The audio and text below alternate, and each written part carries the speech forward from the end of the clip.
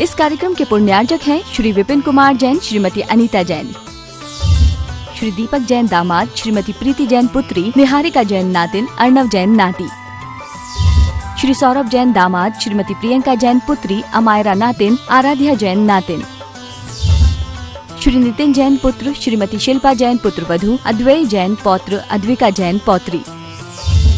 B&A Manufacturers and Exporters of Fine Jewelry, Advay Jewels LLP Manufacturer and Exporters of Diamond Jewelry, 5 Ansari Road, Daryaganj, New Delhi 110002.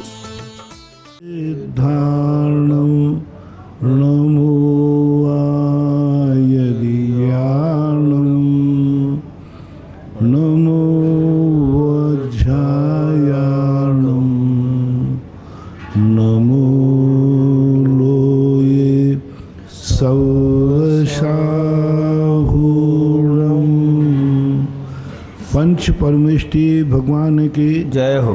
आचार्य श्री गुरुवर कुंद महाराज की जय हो। आचार्य श्री गुरुवर विद्यासागर महाराज की जय हो। परम पूज्य निर्यापक मुनि श्री 108 सुधा सागर जी महाराज की जय। जय हो। परम पूज्य निष्कंप सागर जी महाराज की जय हो। जयपुर से नेमीचंद छावड़ा, इनकी जिज्ञासा है, पूज्य महाराज श्री के चरणों में बारंबार नमोस्तु। महाराज श्री, मेरी जिज्ञासा है कि मांसाहारी लोगों ने पिछले 10-20 सालों में लाखों पशु एवं पक्षियों का मांस खाकर घोर पापार्जन किया है। इसी पाप की वजह से कोरोना जैसी महामारी निरंतर बढ़ती जा रही है। महाराज श्री, राम कृष्ण महावीर जैसे दयालु भगवानों के देश में आज 87% लोग मांसाहारी हैं और निरंतर बढ़ते जा रहे हैं। देश में शाकाहार कैसे बढ़े एवं कोरोना जैसी महामारी कैसे मिटे, उपाय बताने की कृपा करें। देखो, पाप ये तो निश्चित है, कोई भी विपदा आती है मनुष्यों के पुण्य पाप कर्म के उदय से आती है। विपदा टलेगी पुण्य कर्म के उदय से आएगी, टलेगी, क्योंकि प्रकृति पुण्य और पाप के तबले पर ही अपना नृत्य करती है। तो पापाचार जैसे जैसे बढ़ता है, बढ़ेगा, प्रकृति वैसा ही अपना रूप धारण कर लेगी। इसलिए अब कौन इस समय इस बात को सुनने वाला है? मैं इस बात को यहाँ से आवाज़ लगाऊं तो जो ये लाइव देख रहे हैं वे सब शाकाहारी देख रहे हैं। मांसाहारी शाकाहारियों की बात सुनते ही नहीं। उनके ऊपर कैसे समझाऊं, कैसे क्या करूं? उनका कर्म ही उनको समझाएगा। जब व्यक्ति कोई उपदेश से नहीं चेतता है तो ठोकर खा के चेतता है। जब इस सृष्टि एकदम विद्रूप हो जाएगी उसके बाद ही व्यक्ति चेतता है। अब उसके लिए तो सबको सोचना तो पड़ेगा, विचार तो करना ही पड़ेगा कि किस ढंग से हम अपना पुण्य बढ़ाएं। उसके लिए बाकी तो सब अनादि अनंत काल से ये कर्मों की विडंबनाएं चलती रही हैं। प्रकृति भी अपने अपने समय पर विद्रूप भी होती रही है, संयोगी भी होती रही है। अब इसके लिए कोई भावनात्मक जो है वह विचार किया जा सकता है। पुण्य तो सबको बढ़ाना पड़ेगा, तब होगा, क्योंकि सभी लोगों पर जो सामूहिक संकट आता है वो सामूहिक पुण्य से ही दूर होगा। आष्टा से श्रीमती चंदा डॉक्टर मगन जैन की जिज्ञासा है, परम पूजनीय गुरुदेव के चरणों में त्रिवार नमोस्तु। महाराज जी, आगम में सप्त भय का उल्लेख आता है एवं सम्यक ज्ञान से ये जीव स्वयं अभयवान बनता है और दूसरों को भी अभयवान बनाने की प्रेरणा देता है। इस आशय को हम स्पष्ट समझने चाहते हैं।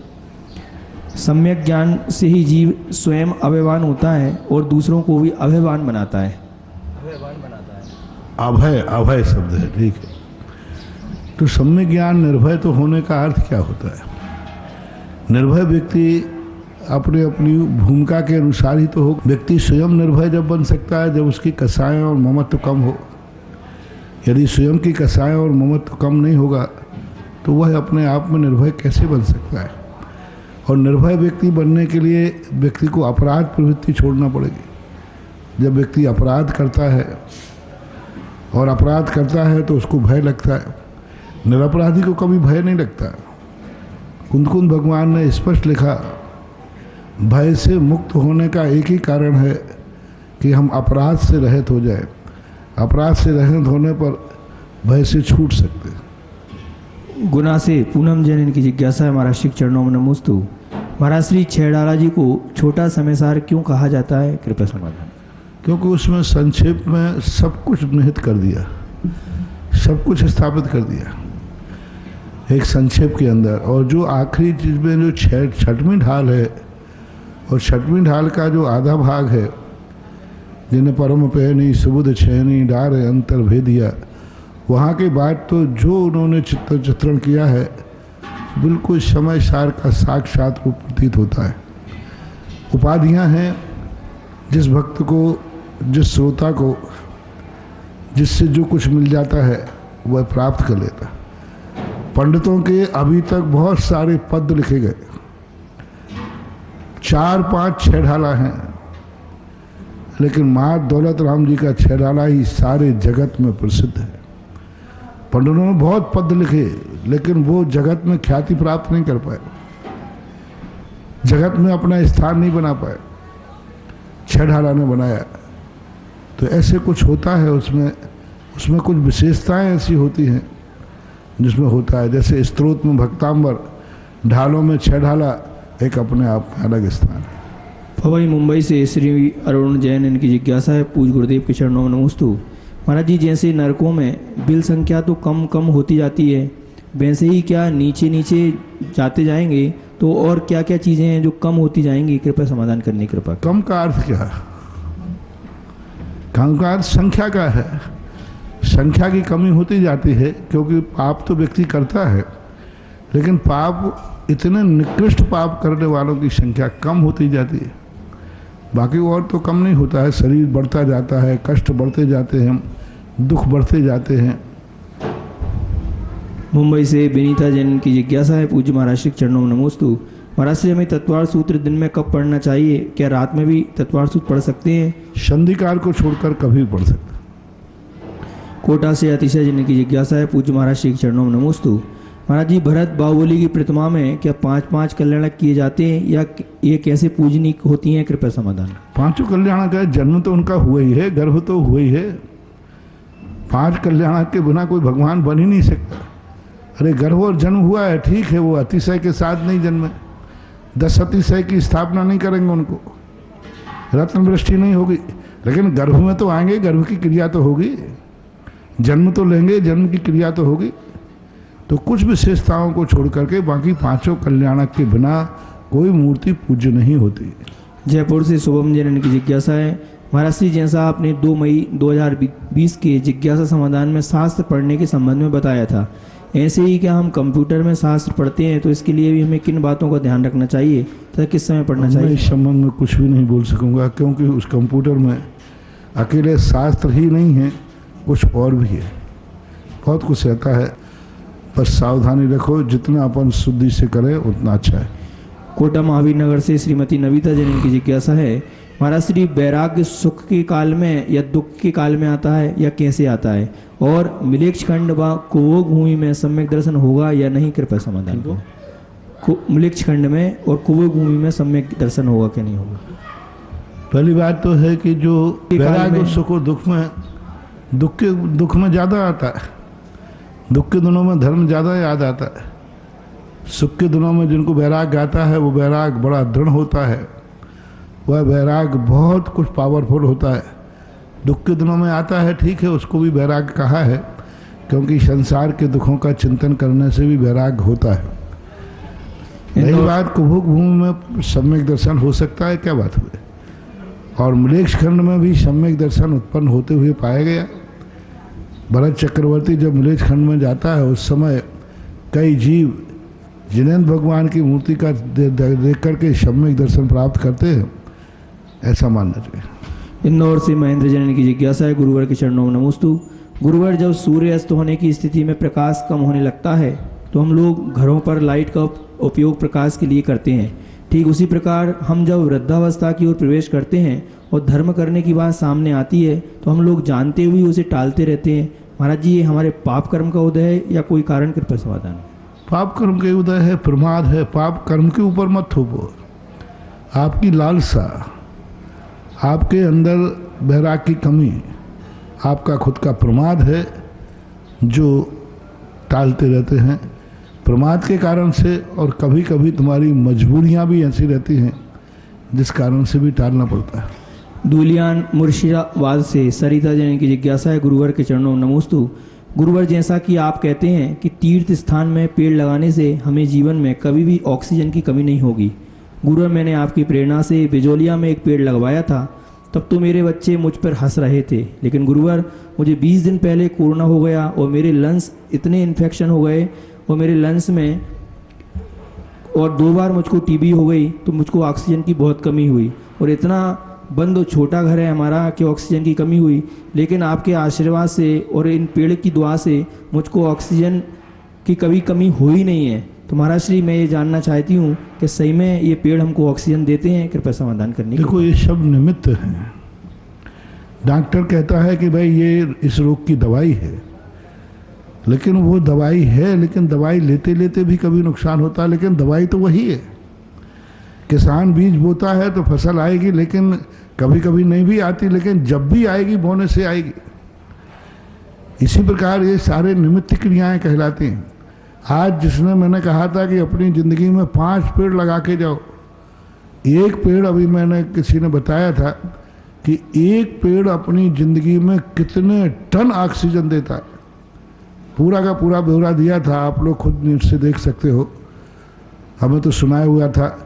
एक कितने टन, 50,000 टन की कुछ ऐसी बात थी। 50,000 टन अपनी ज़िंदगी में एक पेड़ ऑक्सीजन देता है दुनिया के लिए। अब 50,000 टन क्या कहलाता है?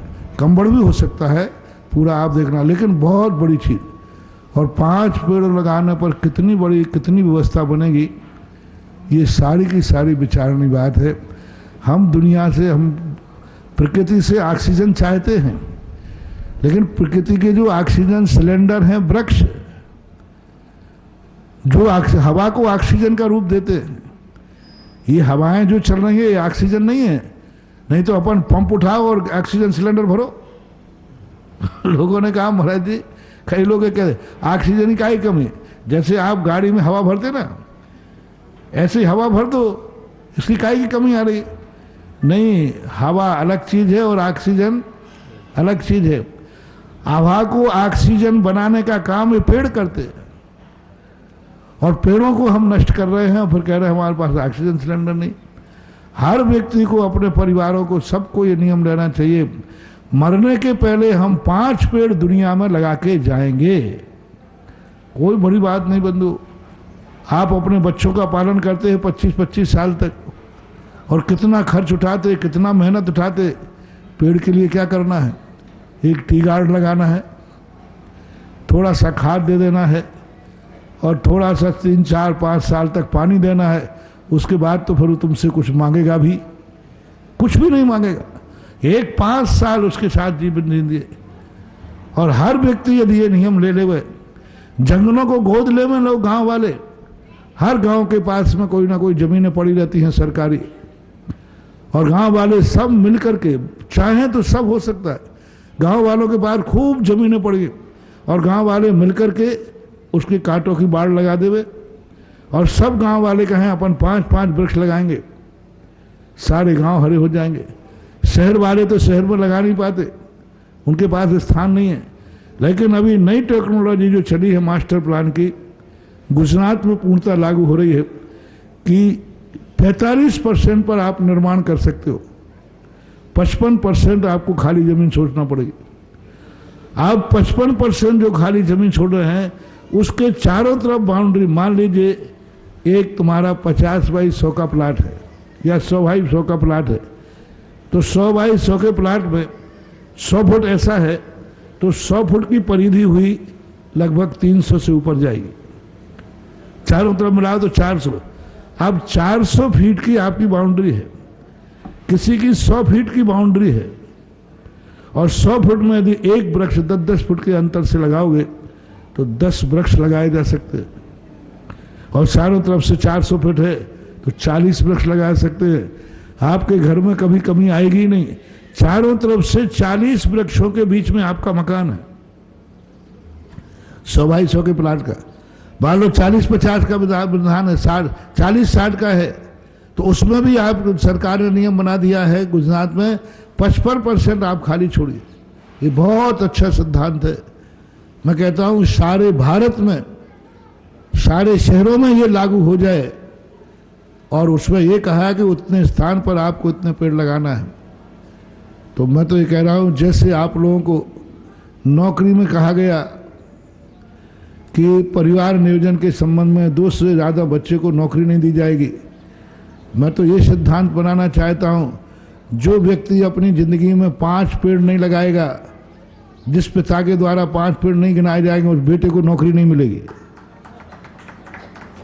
पहले तेरे बाप ने 5 पेड़ लगाए हैं, तुझे तो पैदा कर दिया, लेकिन तुझे ऑक्सीजन कहाँ से देंगे? यदि तेरे पिता ने 5 पेड़ लगाए हों तो नौकरी मिलेगी, नहीं तो नहीं मिलेगी। ऐसा कुछ मार्शल लॉ लागू किया जाए तभी दुनिया चेतेगी। हम तो भावनात्मक कहते हैं और जो भक्त मान लेते हैं। आप लोगों ने आमा के अंदर 1730 वृक्ष लगाए थे। मैं और कोई चीज़ उनसे पूछता नहीं हूँ कमेटी से। कमेटी वाले कोई आते, मैं ज़्यादा कुछ नहीं, वो बताते हैं, तब मैं अपनी तरफ से कभी किसी क्षेत्र के संबंध में कोई अपनी तरफ से नहीं पूछता हूँ। लेकिन जब भी कम आमा से कोई आता है, एक ही बात पूछा हूँ, हमारे भक्तों के वृक्ष कैसे, वृक्षों का क्या है? क्योंकि वृक्ष जो लगाए उन्होंने, तो सबसे एक ही बात पूछता, वृक्ष कैसे है? बहुत अच्छे वृक्ष है, कुछ सूख जाते हैं तो बदल भी रहे हैं, और लेकिन बहुतायत वृक्ष जो हैं पूरे हरे भरे हैं। और आप लोगों का काम है, आप लोगों ने वृक्ष लगाए थे तो आप फोन करिए कमेटी को वहाँ पर कि साहब मेरे वृक्ष का क्या हुआ। और कभी मौका मिले लॉकडाउन के बाद, एक बार भगवान के दर्शन करना नहीं, वृक्ष को देखने जरूर जाना चाहिए। अरे भाई, एक बेटे को आप कहीं भेजते हो तो साल 6 महीने में देखने का भाव आता है कि नहीं आता है? ऐसे वृक्ष को बेटा के समान समझो ना।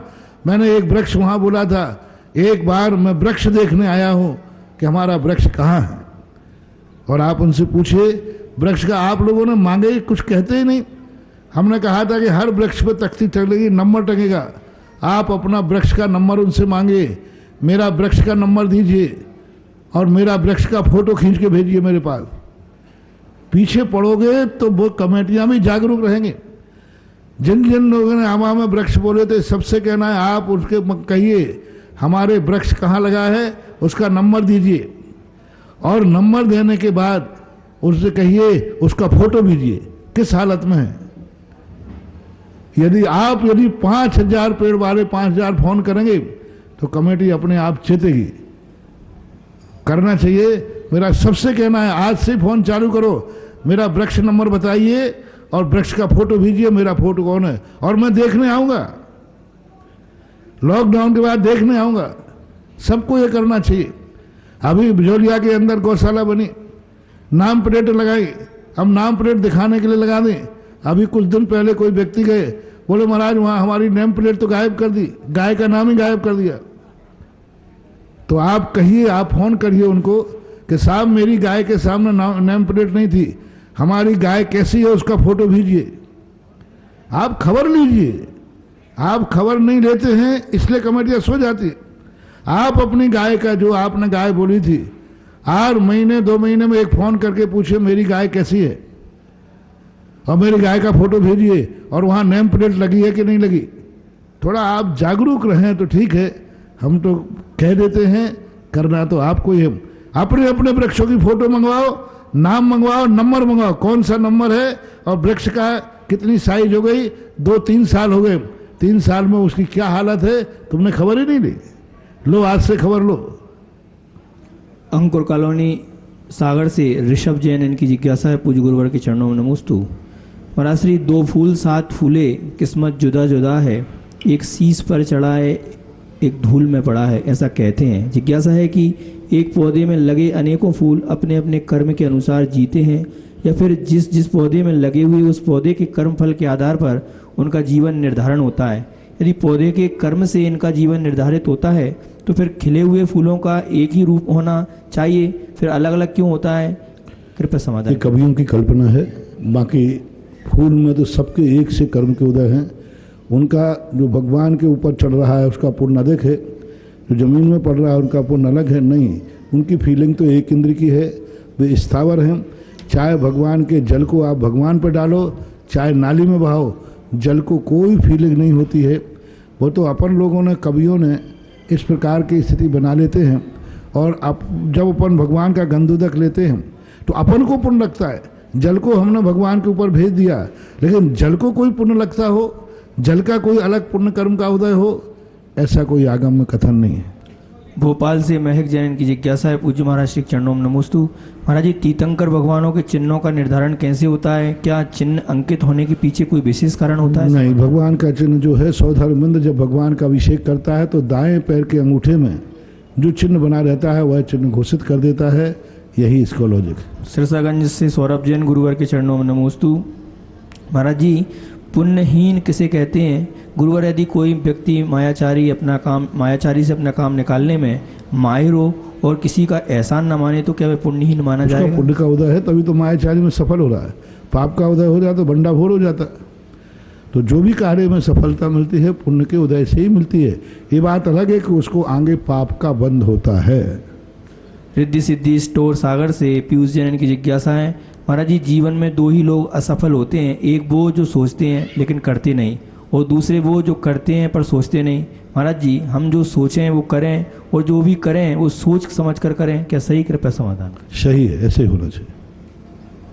दोसा से शैलेंद्र कुमार जैन की जिज्ञासा है। महाराज जी के चरणों में नमोस्तु। महाराज जी, मेरी जिज्ञासा है कि रात्रि में अन्न ही सर्वथा वर्जित क्यों है, जबकि फल आदि तो हम खा लेते हैं? तो अन्न में ऐसा क्या दोष है? सबसे बड़ी चीज़ है, अन्न जल्दी जीवों को ग्रहण करता है, जल्दी फफूंद रखती है। मावा की बनी हुई वस्तु 24 घंटे रहती है, उसमें फफूंद नहीं आती। रोटी सुबह देखना कि उसमें फफूंद आ जाती है। दूसरा, उसकी गंध ऐसी होती है, आप एक फल काट के रख दीजिए और एक दाल रोटी रख दीजिए, सबसे ज़्यादा मच्छर किस पे दौड़ेंगे? दाल रोटी पे, फल पे नहीं आएंगे।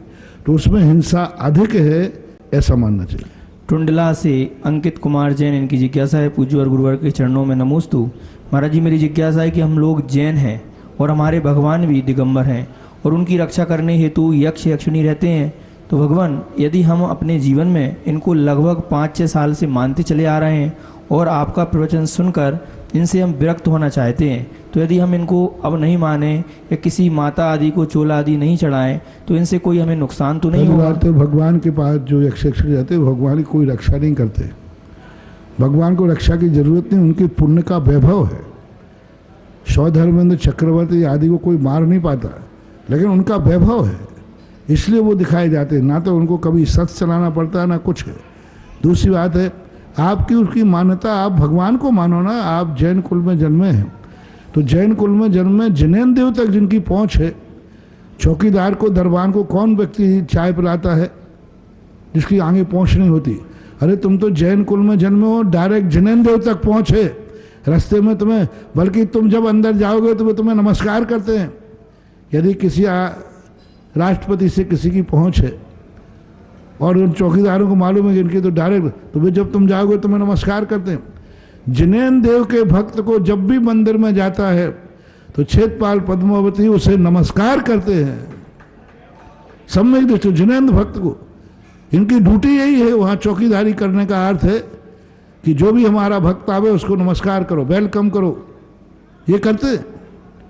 सच्चा जिनेन्द्र भक्त जो है जब भी मंदिर जाता है, ये सारे देवी देवता भगवान के जो अंदर आए हुआ भक्त है उसकी आवभगत करते हैं, नमस्कार करते हैं। अरे भाई भगवान का भक्त है, तो तुम तो बहुत वीआईपी आदमी हो। जैन कुल में जन्म लेने वाला जिनेन्द्र देव के मंदिर में वीआईपी आदमी है, उसे किसी के हाथ पैर जोड़ने की जरूरत नहीं है। सारे लोग उसी के हाथ पैर जोड़ेंगे क्योंकि ये वीआईपी है, जिनेन्द्र भक्त है।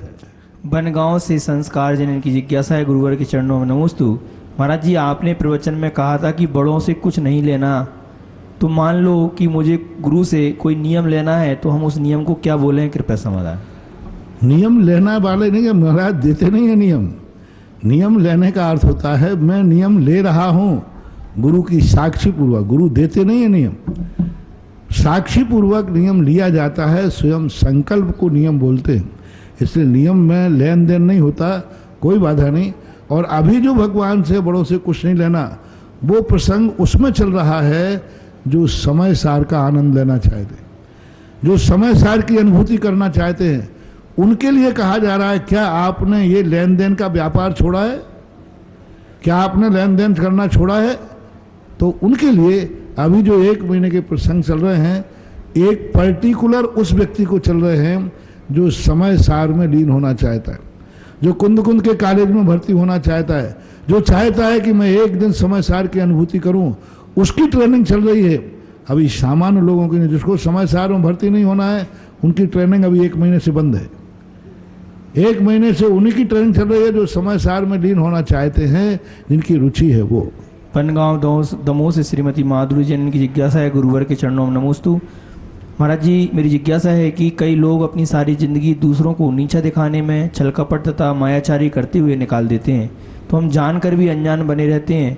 अपने साथ ऐसा होते हुए भी तो हम उन व्यक्तियों से किस प्रकार बचें तथा कुछ नहीं कर सकते उनको तो ठोकर ही, मकड़ी कितना भी जाल बोले, एक दिन वह मकड़ी उसी में जड़ के मरेगी। जो निरंतर मायाचारी करते हैं, निरंतर छल कपट के उनके मन में भाव भरे रहते हैं, एक दिन वो उसी माया जाल में स्वयं फंसते हैं। मैंने 50 बार देखा लोगों को, जो स्वयं दूसरों के लिए जाल बिछाता है वह जाल उसी के पैर में फंसता है और स्वयं मर जाता है। इसलिए वे खुद के जाल में फंसेंगे, जो जैसा करता है वैसा उसको भोगना पड़ेगा। आष्टा से डॉक्टर मगन जनन की जिज्ञासा है, पूज्य आराध्य गुरुदेव के चरणों में नमोस्तु। महाराज जी, क्या अलोकाकाश का स्वभाव ही सौद्रव्यों का अवकाश देता है क्या? कृपया समाधान। अवकाश की शक्ति तो है, द्रव्य तो अखंड है, उसके अंदर भी अवकाश की शक्ति, कोई अवकाश नहीं लेता है, ये बात अलग है। अवगाहनत्व गुण तो है। नोएडा से योगेश जनन की जिज्ञासा है, महाराज श्री के चरणों में नमोस्तु। महाराज जी, विदेश क्षेत्र में 20 तीर्थंकर भगवान 5 मेरु पर अपने समोसरण में किस प्रकार विराजते हैं? क्या वे 5 मेरु की 4 दिशाओं में विद्यमान रहते हैं? वे किस दिशा में या विदिशा में विराजमान रहते हैं? कौन? 20 तीर्थंकर भगवान। 20 तीर्थंकर मेरुओं पर नहीं जाते, मेरुओं पर नहीं जाते। वो तो विदेश क्षेत्र में जमीन होती है, जहाँ पर वो विदेश क्षेत्र होते, वहाँ मेरु पर कोई तीर्थंकर नहीं विराजते। भीलवाड़ा से टीकम चंदन की जिज्ञासा है, महाराज श्री, संतोष धन सबसे बड़ा धन है, सब कुछ अपने पास है, फिर भी ये जीव इतना आकुल व्याकुल परिणाम क्यों करता है? ये उसकी मूर्खता है, मोहिनी कर्म है, इस कारण। जबलपुर से नीलू नायक इनकी जिज्ञासा है, पूज्य महाराज श्री के चरणों में नमोस्तु। महाराज जी, जब पहले ही सब कुछ लिखा है, जब हमारे द्वारा किसी का बुरा होना है तो हमको पाप क्यों लगता है, जबकि हम तो केवल लिखा किसने है? तुमने तो खुद ही तो लिखा है, खुद लिखे और खुदा बाँचे। तुमने लिखा है, जब लिखा है तो वो होता है, आगे नहीं लिखोगे तो नहीं होगा। परम पूज्य आचार्य गुरुदेव श्री विद्यासागर जी महाराज के आज्ञानुवर्ती शिष्य निर्यापक श्रवण मुनि पुंगव श्री सुधासागर जी महाराज के मुखारबिंद से होने वाले जिज्ञासा समाधान में देश विदेश में अपने घरों पर टीवी के समक्ष विराजित उन सभी भक्तों की ओर से जो जिज्ञासा भेजते हैं, सुनते हैं, देखते हैं, उन सभी भक्तगणों की ओर से गुरुवर के चरणों में त्रैवा नमोस्तु नमोस्तु नमोस्तु। इस क्षेत्र पर बनने वाले सहस्कूट जिनालय में एक प्रतिमा 171 में श्रीमती शीला जैन सपरिवार 9A वैष्णव, सामलिनी लेन, कोलकाता, वेस्ट बंगाल। चंदोदा तीर्थ पर होने वाले असीमकालीन भक्तांबर में 4 नाम आए हैं, श्रीमती अनु जैन, मेधिर जैन, अविचल जैन, दिल्ली। दूसरा नाम श्री अवीर जैन, रोहन, महिमा सुरेश उर्मिला, नोएडा, गुवाहाटी। तीसरा नाम संजीव जैन, बैंक वाले, अलका जैन, मेघा, ऋतिक संतोष जैन, महिपाल, मुजफ्फरनगर। चौथा नाम है स्वर्गीय सेठ हरकचंद जी की पुण्य स्मृति में कमलाबाई राजकुमार, सुधा, मुदिता, मेघा, आदित्य, बैकुंठपुर, कोरिया, छत्तीसगढ़ से। आइएगा, हम सभी चलते हैं जिज्ञासा समाधान की ओर, पुनः रिकॉर्डिंग की ओर चलते हैं। पूज्य निर्यापक श्रवण मुनि पुंगव सुधासागर जी महाराज के पावन चरणों में गुना से अखिलेश मोदी का कोटि कोटि नमोस्तु। पूज्य श्री, मेरी आज की जिज्ञासा मना पर्या ज्ञान को लेकर के है। मना पर्या ज्ञान 6वें से 12वें गुण स्थानवर्ती मुनिराज को होता है और पूज्य मुनिश्री के द्वारा इसका प्रयोग गुरु आज्ञा से 6वें 7वें गुण स्थान में किया जाता है। तो ऐसा क्यों? और दूसरा, क्या पूज्य मुनिश्री मना पर्या ज्ञान भी अवधि ज्ञान की भांति द्रव्य क्षेत्र काल भाव की सीमा को लिए रहता है, या फिर मना पर्या ज्ञान के धारी मुनिराज के द्वारा क्या सिर्फ सामने बैठे हुए व्यक्ति के ही मन की बात को जाना जा सकता है या कहीं भी कितनी भी दूरी पर बैठे पहली बात व्यक्ति है के मन कि की अवध बात ज्ञान मना पर्या ज्ञान जो है छठे गुण स्थान से लेकर 12वें तक क्षयोपशम है। प्रयोग करें कोई नियम नहीं है। जैसे अपने पास कोई देखने का क्षयोपशम है, अपन देखें कोई नियम नहीं, आंख बंद करके बैठे, लेकिन अपने पास क्षयोपशम है। उसका जो प्रयोग होता है वो छठे 7वें गुण स्थान में ही होता है, क्योंकि जब भी प्रयोग करेंगे इच्छापूर्वक होगा। इच्छापूर्वक होगा तो छठे 7वें गुण स्थान में आना पड़ेगा, इसलिए वह इसका प्रयोग छठे 7वें गुण स्थान में होता है। मन पर ज्ञान अपनी सीमा मर्यादा को लेकर जानता है, मनुष्य लोक के बाहर नहीं जानता है। मनुष्य लोक में 45 लाख योजन तक का ही जानता है। सामने बैठा हुआ हो ऐसा कोई नियम नहीं है। परोक्ष में भी वो स्मरण करके जान लेते हैं कि यहाँ पर मान लो किसी ने जाना दिल्ली में फलाने व्यक्ति के मन में क्या चल रहा है, वो जान सके। यानी जिसका क्षेत्र जितना हो, 45 लाख योजन उत्कृष्ट रूप से है। महाराज कहीं भी बैठे हों, 45 लाख योजन की परिधि में मनुष्य लोक में कोई भी मनुष्य त्रियंश है कि मन में क्या विचार चल रहा है वो जान सकते हैं। सामने प्रत्यक्ष होना जरूरी नहीं है। अगली जिज्ञासा पना रिकॉर्डिंग के माध्यम से। नमस्ते महाराज जी, मैं शेखर जैन नसीराबाद से। महाराज जी, इस लॉकडाउन के दौरान 24 भगवान की आरती और चालीसा पढ़ने का अवसर प्राप्त हुआ। महाराज जी, अधिकांश जगह पुत्र प्राप्ति की कामना की गई है, एक दो जगह कहीं संतान प्राप्ति के लिए भी आया है। तो महाराज जी, पुत्र प्राप्ति की कामना जो की जाती है ये वंश को आगे बढ़ाने के लिए की गई या इसका और कोई भी कारण है? कृपा जिज्ञासा का समाधान करें। सब आप नमस्ते महाराज। आप लोगों को संतान की उत्पत्ति पाप का उदय मानते कि पुण्य का उदय है? पुण्य का उदय मानते तो ये तो गृहस्थों की है। गृहस्थ सराग भक्ति करेगा, अकेला मात्र संसार के ही लिए नहीं, परमार्थ है। कई लोग भावना होती है कि भाई हमारे यहाँ सदा चौका चलता रहे, हमारे यहाँ सदा इस प्रकार कार्य होता रहे। अनेक अनेक विकल्प होते हैं आप लोग। तो इस प्रकार की भावना गृहस्थ को करने में कोई आपत्ति नहीं है। बेटे ही तो चाह रहा है, कोई पाप थोड़ी चाह रहा है। संतान के प्रति भाव कर रहा है, तो ऐसा गृहस्थ के लिए कोई मनाही नहीं है। स्वस्थ बेटा हो, अच्छा बेटा हो, सब चाहते। तद्भव मोक्षगामी जीव। सुकौशल की माता ने भी मुनिराज से पूछा कि हमारे लिए संतान की उत्पत्ति का योग है। तो ऐसी बात नहीं है कि गृहस्थ की भूमिका में जो चीज़ें हैं वो गृहस्थ अपने आराध्य के सामने अपनी भावनात्मक रूप से प्रकट करता है, तो ये ना कोई पाप है ना मिथ्यात है। रही बात अब ये बात कि बेटे का उपयोग क्या करता है, ये तो उसके परिणामों पर आश्रित है। रिजर्व बैंक से पैसा निकलता है तो कोई निश्चित टारगेट के लिए नहीं निकलता। कोई के पास जाता है तो कोई शराब भी खरीद लेता है, कोई दान भी दे देता है। तो बेटा तो सबके पास होते हैं, उसको किस रूप में वो ढालेगा, किस रूप में संस्कार देगा, ये उसके ऊपर निर्धारित है। जब वो जिनेंद्र भगवान से चाह रहा है, जब वो 40 साल में भावना भा रहा है, तो फिर उसको उस रूप ही भावना करना चाहिए कि धर्म के रूप में उसको संस्कारित करना चाहिए। अगली जिज्ञासा प्रकाश जी गंगवाल। मैं, मेरे परिवार और चमलेश्वर पार्श्वनाथ कमेटी की तरफ से वैष्णोदेव तीर्थ क्षेत्र पर विराजित सुधा सागर जी महाराज के चरणों में बारंबार नमोस्तु नमोस्तु नमोस्तु। हे गुरुवर, यह हमारा सौभाग्य माने या क्या कि ये इस लॉकडाउन के पीरियड में अक्षय तृतीया जो आ रही है उसको वैष्णोदेव तीर्थ क्षेत्र पर भव्य रूप से हम मनाना चाहते हैं, पूरी कमेटी। तो कमेटी के सभी पदाधिकारी उसमें श्रीफल भेंट करेंगे तथा हम इसको किस तरह से मनाएं कि जो ऑनलाइन 2 बजे से 3:30 बजे तक जो प्रोग्राम चलेगा उसमें पूरे जितने भी जिज्ञासु हैं, जो भी विधान करने वाले हैं, उनको अधिक से अधिक इसका फल मिले। और अक्षय तृतीया का क्या विशेष फल होगा, इस पर हमारा अक्षय तृतीया तो वैसे ही अबूझ नक्षत्र होता है, अबूझ मुहूर्त होता है। जिस दिन श्री भगवान को आहार हुआ हो उस दिन का तो अपने आप में माहौल ही है।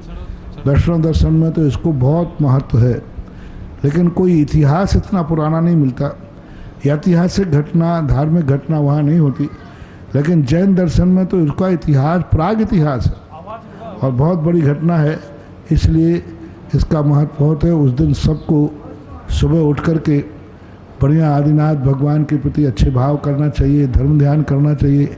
मंदिर नहीं जा रहे हैं इसलिए प्रातःकाल तो प्रोशन आदि धावत चलेंगे, शांति धारा यहाँ होगी। दोपहर में यहाँ से आप सब लोग जो मंदिर नहीं जा रहे हैं अपने घरों में अष्टद्रव्य की थाली सजा के रखें। पिछली बार का अभ्यास है, ज़्यादा समझाने की ज़रूरत नहीं है, क्योंकि पिछले साल हमने सारी स्थितियाँ तुम्हें बताई और इस साल तो पिछले साल से ज़्यादा विकट स्थिति है। इसलिए आप लोगों को घर से बाहर मंदिर आदि के लिए नहीं निकलना है। मंदिर, घर को ही मंदिर बनाए और घर में ही दोपहर में साथ टाइम टेबल अभी ब्रह्मचारी जी बताए देते हैं।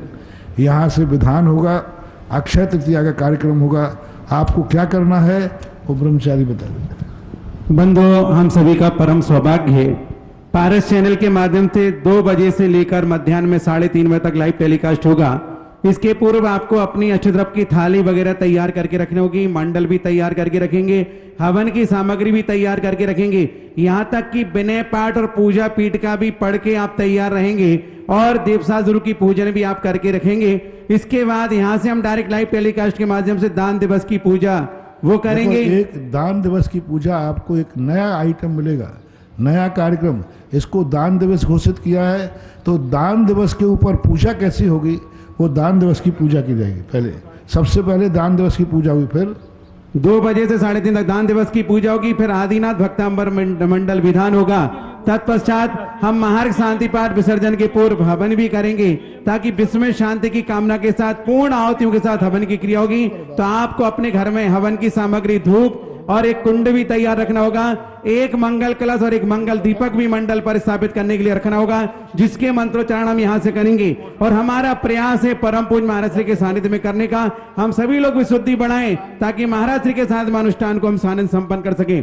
एक और खुशखबरी दे रहा हूं, इसी पारस चैनल के माध्यम से महाराज श्री का जो जिज्ञासा समाधान शाम को 6 से 7 बजे आता है, ये अगले दिन मध्याह्न में 1 बजे से ये जिज्ञासा समाधान का प्रोग्राम आप पारस चैनल के माध्यम से देख सकते हैं। अगली जिज्ञासा पुनः रिकॉर्डिंग के माध्यम से। अब यहाँ पर वृक्षारोपण के कुछ नाम आ रहे हैं, अभी रुके हैं। कमेटी जब तक वृक्षारोपण लगाने को तैयार नहीं हो, नाम भेजने से कोई फायदा नहीं है।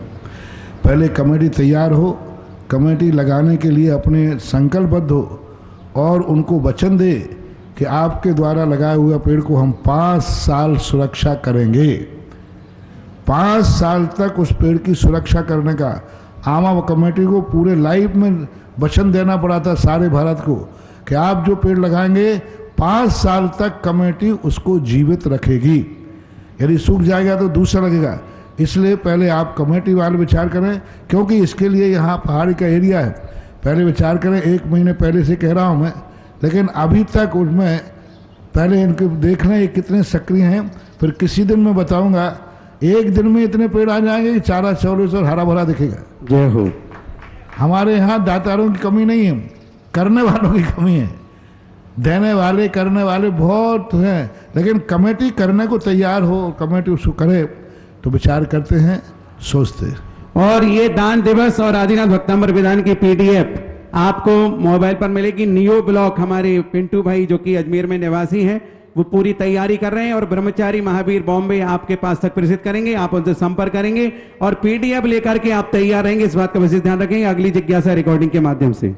परम पूज्य निर्यापक समारत्न 108 मुनि पुंगव श्री सुधा सागर जी महाराज को मेरा सादर नमोस्तु नमोस्तु नमोस्तु। महाराज जी, आज 2 ब्रह्मचारी भाइयों के देवलोक गमन का संदेश प्राप्त हुआ है कोरोना के कारण। मेरा आपसे यह निवेदन है कि देश में अधिकांश ब्रह्मचारी बिना मास्क के घूमते हैं और जगह जगह उनका आना जाना होता है। कृपया आपसे निवेदन है कि ब्रह्मचारी भाइयों को मास्क लगाने हेतु संबंध आपके क्या निर्देश हैं वह प्रदान करने की कृपा करें।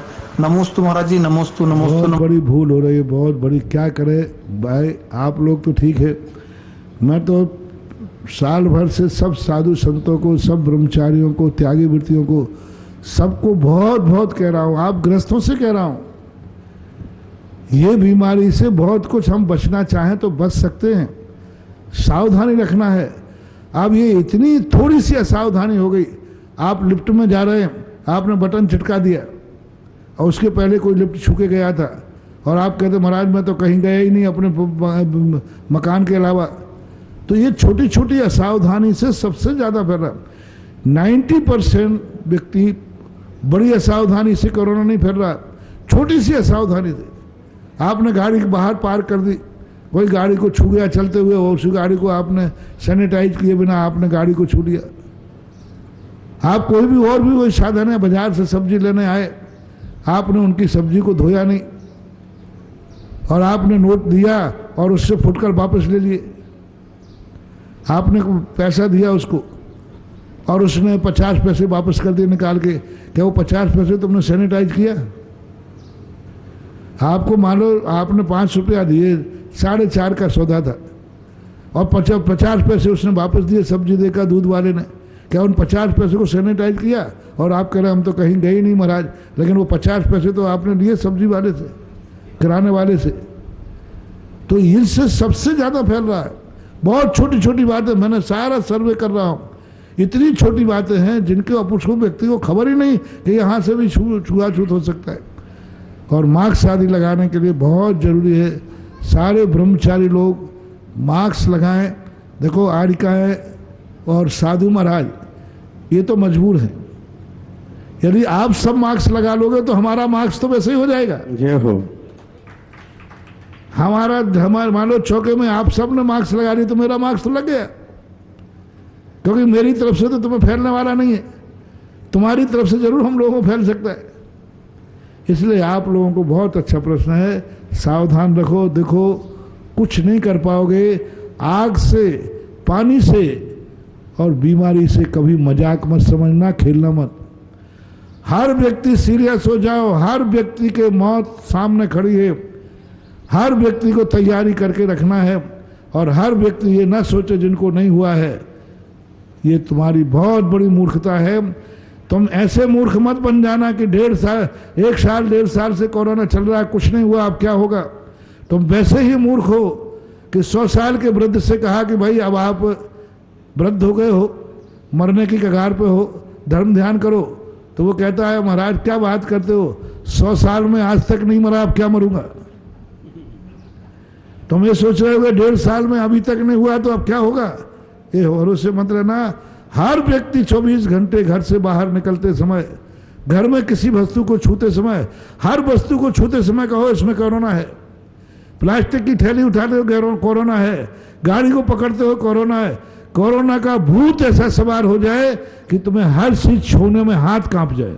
जो डरेगा वो बचेगा, यहां निर्भय नहीं होना है। कोई भी वस्तु छूते समय बस तुम्हारा हाथ कांप जाना चाहिए, किसी भी हालत में, कैसी परिस्थिति हो, छूते समय।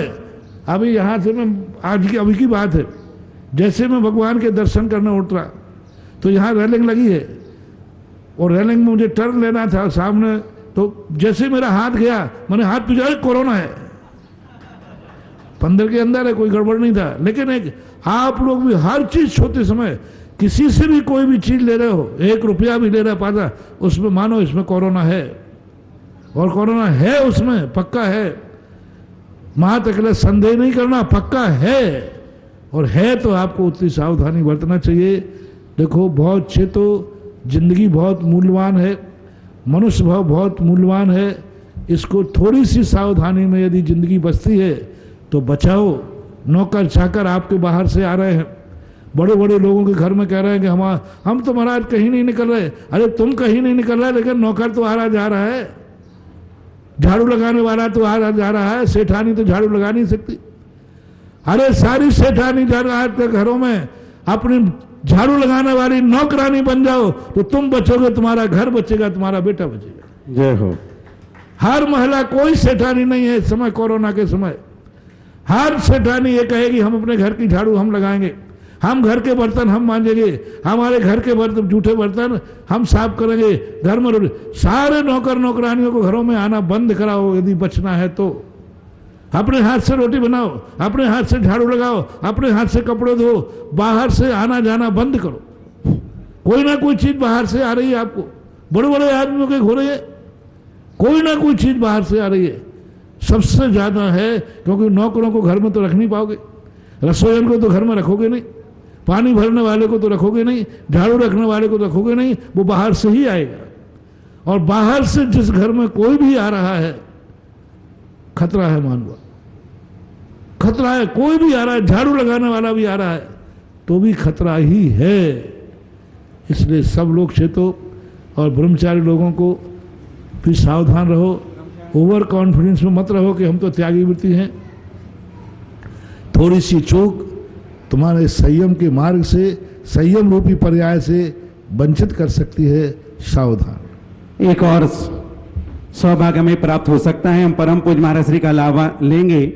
दान दिवस के दिन प्रातःकाल मूलनायक भगवान के ऊपर हम शांति धारा प्रतिदिन देखते हैं, करते हैं, कराते हैं।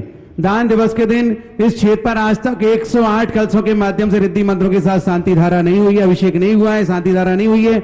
हम चाहते हैं कि जिन्हें दान दिवस के दिन 108 रिद्धि मंत्रों के साथ कलश कराना है, साथ में शांति धारा भी आपके परिवार की रहेगी। जिन्हें भी कराना हो 108 कलशों के माध्यम से 1,11,000 की राशि में अपना नाम प्रेषित कर सकते हैं। आपके नाम उल्लेख के साथ शांति धारा होगी, 108 कलश भी आपके परिवार की ओर से होंगे। आप जो लोग करना चाहें, कराना चाहें, अपनी स्वीकृति क्षेत्र कमेटी के नंबर पर भेजेंगे ताकि आपके नाम उल्लेख के साथ दान दिवस का प्रारंभ 108 रिद्धि मंत्रों के साथ शांति धारा के साथ होगा। इस बात का विशेष ध्यान रखें। ऑनलाइन से कराना, यहाँ आ मत जाना। हाँ, ऑनलाइन ही होगी। आपके नाम से यहाँ जो लोग हैं अंदर वो करेंगे। अगली जिज्ञासा पुनः रिकॉर्डिंग के माध्यम से। निर्यापक मनेराज को नमोस्तु। महाराज जी, ये जो जाप चल रही है ओम ह्रीम क्रीम एम बड़े बाबा नमो नमः, इसमें क्लीम और एम का क्या मतलब है? क्लीम शब्द जो है, महाराज की जय। क्लीम शब्द जो है एक बीजाक्षर है और क्लीम शब्द जो अपने आप में एक इतनी शक्ति रखता है। भक्तांबर का मूल बीजाक्षर क्लीम है, आदिनाथ भगवान का मूल बीजाक्षर क्लीम है। आपने देखा होगा भक्तांबर का जब मारना बनता है तो क्लीम है। ये जगत के कल्याणकारी, जगत के लिए निरोग बनाने वाली शक्ति रखता है। एम जो यक्ष बीजाक्षर है यह ज़्यादातर गले से संबंध रखता है, वाणी से संबंध रखता है और गले के लिए यह सबसे ज़्यादा लाभकारी होता है। जैसे आपकी मुलेठी होती है ना गला सिद्ध करने के लिए, ऐसे बीजाक्षरों में एम जो है गले के लिए विशेष रूप होता है। इसके बहुत सारे, क्योंकि जितने भी बीजाक्षर हैं ये कोई ना कोई अपना अलग अलग महत्व रखते हैं, ऐसा मन। अगली जिज्ञासा पुनः रिकॉर्डिंग के माध्यम से। परम पूज्य निर्यापक श्रमण के चरणों में हम सब बहनों का कोटिशः नमन। मुनिश्री, जिज्ञासा है कि आचार्य भगवंत पंच संग्रह में नाम कर्म के उदय स्थानों में तीर्थंकर प्रकृति के उदय के साथ 31 प्रकृति का उदय स्थान बनाया है, जिसमें 31 प्रकृतियों के में उपघात और परघात दोनों लिए हैं और शुभ और अशुभ भी दोनों लिए हैं। तीर्थंकर प्रकृति के उदय के साथ इन दोनों के उदय का क्या कार्य है, जबकि उपघात तो पाप प्रकृति है। फिर तीर्थंकर प्रकृति के साथ इसका ये उदय में क्या करती होगी? जिज्ञासा है, समाधान करें। नमोस्तु। पहली बात है कि सभी तीर्थंकर के साथ उदय में 13वें गुण स्थान में सभी पुण्य प्रकृतियों का ही उदय होता है, ऐसा नहीं है। बादर नाम कर्म का उदय है पाप प्रकृति, असाता कर्म का उदय है पाप प्रकृति। तो इन पाप प्रकृति, असाता कर्म का उदय रहता है 13वें 14वें में, पाप प्रकृति। परघात का वहाँ वो अनुभव नहीं करते, उनसे घात नहीं होता है, लेकिन कर्म का उदय तो उनके यहाँ माना ही जाएगा। जैसे असाता के कारण से केवली भगवान के 11 जिन्हें वेदनी कर्म के कारण से उनको 11 परिचय कहे, लेकिन वो वेदन नहीं करते, लेकिन कर्म के उदय के कारण से उनको कहे तो हैं। इसी प्रकार से असाता कर्म का उनका उदय होता है, लेकिन असाता का उनको वेदन नहीं होता है। इसी प्रकार से परघात, अपघात, ये प्रकृतियों का उदय बराबर उनके बना है, क्योंकि अभी बादर नाम कर्म का उदय तो है ही। मान लीजिए उनके द्वारा जीवों की विराधना नहीं हो रही, लेकिन उनके शरीर से वायुकाय जीव तो बाधित हो ही रहे। उनके द्वारा वायुकाय श्वास ले रहे हैं तो श्वास में वायुकाय जीव तो बाधित हो रहे हैं। जितनी देर के लिए वो श्वास उनके अंदर जाती है उतनी देर वायुकायों को बाधा हो रही है। और वायु का जीव उनसे शरीर से टकरा रहे हैं, मर भी सकते हैं। तो ऐसा तीर्थंकर के परम औदारिक शरीर से वायु का जीवों का स्पर्श नहीं रोक सकते हम। वायु का जीव आएंगे, वे टकराएंगे, बाधा को प्राप्त होंगे, मौत भी हो सकती है।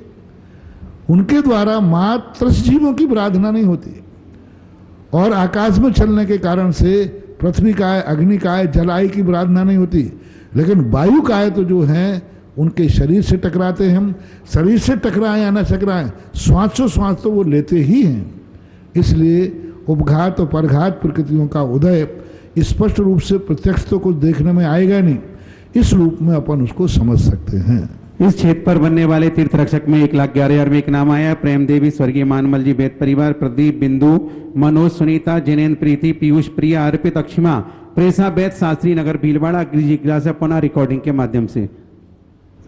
कठिन डगर पर चलते गुरुवर, मंद मंद मुस्कान है प्यारी, विद्यासागर के शिष्यों की इस जग में है बात निराली। ऐसे अद्वैत श्री सुधा सागर जी महाराज के पावन पुण्य श्री चरणों में बारंबार नमोस्तु। मैं अभिषेक जैन, कासलीवाल, दिल्ली शाहदरा से। गुरुदेव, मेरी जिज्ञासा है कि हम घर पे कुएं का जल लाते हैं, लेकिन अगर हम बाहर जाते हैं तो कुएं का जल नहीं मिल पाता है। व्रत आदि हमने लिए नहीं है, तो हम तो ये भावना भा रहे हैं कि आगे व्रत ले लें।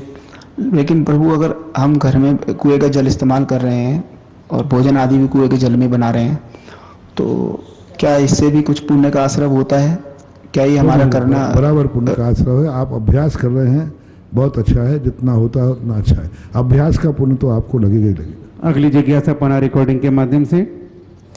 परम पूज्य निर्यापक श्रमण के चरणों में हम सब बहनों का कोटिशः नमोस्तु।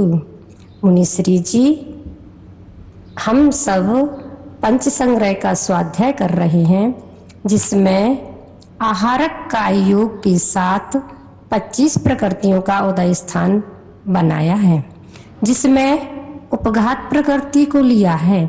आहारक रीति के साथ यह प्रकृति कैसे रह सकती है? यदि रहती है तो इसका क्या कार्य होगा? मुनिश्री जी, जिज्ञासा है कि आहारक वृद्धि के साथ में जो 25 प्रकृतियों का उदय स्थान है, ये अपर्याप्त दशा में है। पर्याप्त होने के बाद 27 का, 28 का और 29 का भी भंग बनता है। इसलिए और उपघात प्रकृति का कई बार आहारक पुतले को बीच में लौटना पड़ता है।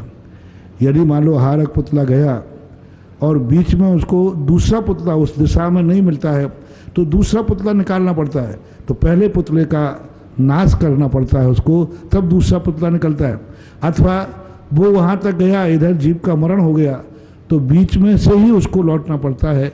इस अपेक्षा से अपन उपघात समझ सकते हैं। बाकी कर्म के उदय से, जैसे अभी हमने सहयोग केवली में कहा, उदय मात्र से कुछ कार्य हो ऐसा कोई नियम नहीं है। कुछ उदय ऐसे होते हैं जो उनके कार्य देखने में नहीं आते हैं, लेकिन कर्म का उदय है तो उदय तो बन ही सकता है, ऐसा मानना चाहिए। अगली जिज्ञासा पुनः रिकॉर्डिंग के माध्यम से, और इसके बाद पुष्पा जी ठग तैयार रही। मैं सौम्या जैन, जबलपुर से आपके चरणों में बारंबार नमोस्तु करती हूँ। मुनिश्री, मैंने एक जिज्ञासा पूछा था कि जिस डिब्बे में चावल में भगवान जी को हम रख कर लाते हैं, उन चावल का क्या पहले दे दिया, हो गई थी इसका तो जो। चलिए पुष्पा जी ठग। नमोस्तु महाराज जी, नमोस्तु महाराज जी, नमोस्तु महाराज जी। महाराज जी, मेरी जिज्ञासा है कि व्यवहार पल्ले और पल्ले और आध्या पल्ले में कैसे गणना की जाती है? व्यवहार पर उद्धा पल से जो है, ये देवों की आयु आदि का वर्णन होता है। कभी कभी कर्मों की जो स्थितियों का वृद्धि ह्रास होता है उसमें भी आते हैं, क्योंकि ये उपमा कहलाते हैं, असंख्यात होते हैं। तो जब संख्यातीत कोई गणना करना पड़ती है, उस समय इनका उपयोग होता है। नमस्ते गुरु, नमस्ते। इस प्रकार से जिज्ञासा समाधान संपन्न हुआ। आज जिन्हें निरंतराय नवदा भक्ति पूर्वक आहार कराने का सौभाग्य मिला था, काला परिवार अमरवासी तैयार रहेंगे। इसके पूर्व हम जिनवाणी स्तुति करेंगे। जावाणी के ज्ञान ते सूझे लोकालोक, शोवाणी मस्तक धरू सदा देत हूँ ढोक। हे जिनवाणी भारती तो ही जपो दिन रैन, जो तेरो शरणा गए सो पावे सुख चैन। देवी बजो अरिहंत को गुरु सेवा निर्ग्रंथ। इस कार्यक्रम के पुण्यार्जक हैं श्री विपिन कुमार जैन, श्रीमती अनीता जैन। श्री दीपक जैन दामाद, श्रीमती प्रीति जैन पुत्री, निहारिका जैन नातिन, अर्णव जैन नाती। श्री सौरभ जैन दामाद, श्रीमती प्रियंका जैन पुत्री, अमायरा नातिन, आराध्या जैन नातिन। श्री नितिन जैन पुत्र, श्रीमती शिल्पा जैन पुत्रवधू, अद्वैय जैन पौत्र, Advika Jain पौत्री। B&A Manufacturers and Exporters of Fine Jewelry, Advay Jewels LLP Manufacturer and Exporters of Diamond Jewelry, 5 Ansari Road, Daryaganj, New Delhi 110002।